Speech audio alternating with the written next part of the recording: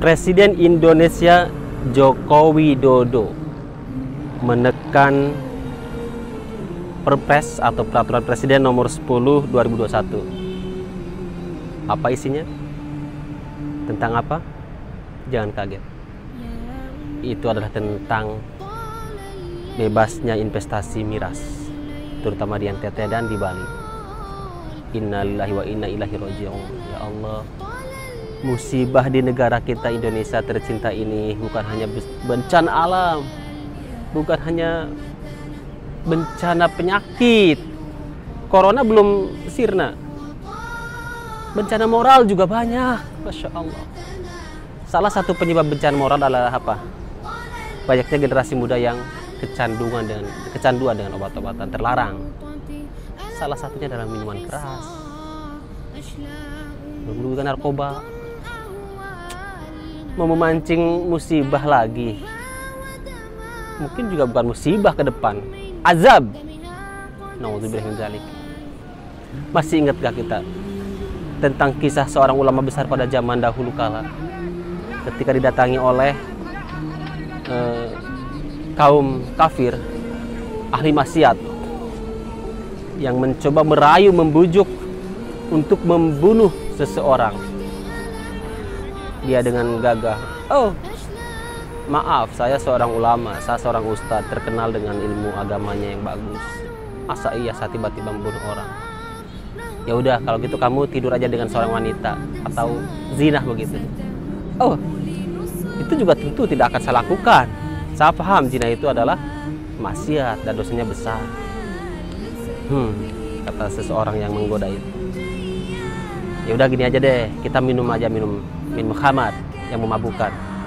Oh enggak, itu juga saya tidak akan, karena itu juga diharamkan. Dikit aja, dikit. Cobalah setetes atau seteguk lah. Dirayu, akhirnya si ulama ini penasaran juga. Yaudah, dikit aja deh kata dia. Dia coba akhirnya mencicipi seteguk dari khamar atau minuman keras. Akhirnya apa?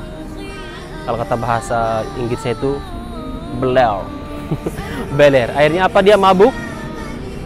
Dia di bawah kesadarannya. Akhirnya dia nambah lagi karena kecanduan. Sakau mungkin kalau bahasa lainnya.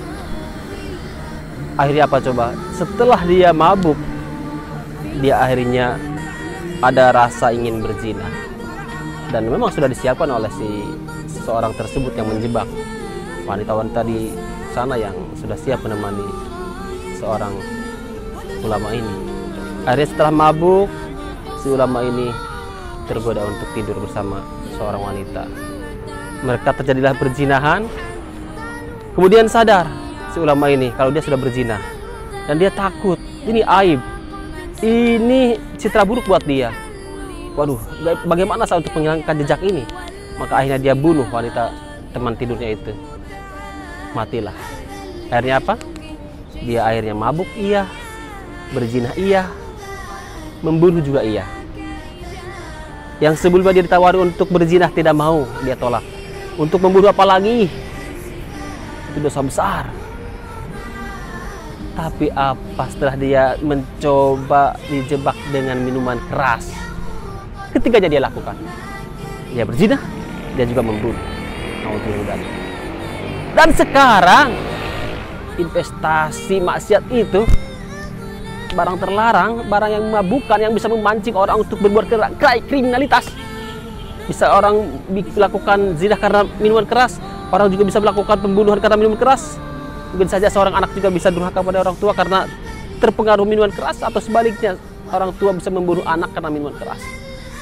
Sekarang investasi untuk perusahaan, untuk membuka usaha minuman keras di Indonesia dibebaskan.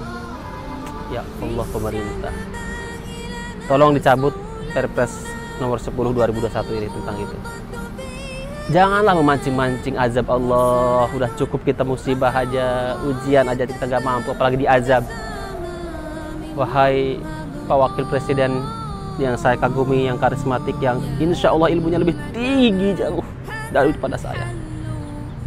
Pahamlah minuman keras itu bagaimana. Jangan diem-diem aja Bapak. Ayo berikan ide-ide cemerlang Bapak tentang kapasitas Bapak sebagai Wakil Presiden, sebagai seorang ulama juga. Masa iya mau diem-diem aja dan mau merelakan investasi miras ini masuk ke Indonesia sebesar-besaran, dibebaskan begitu saja, dilegalkan? Ya Allah, saya pribadi bukan siapa-siapa.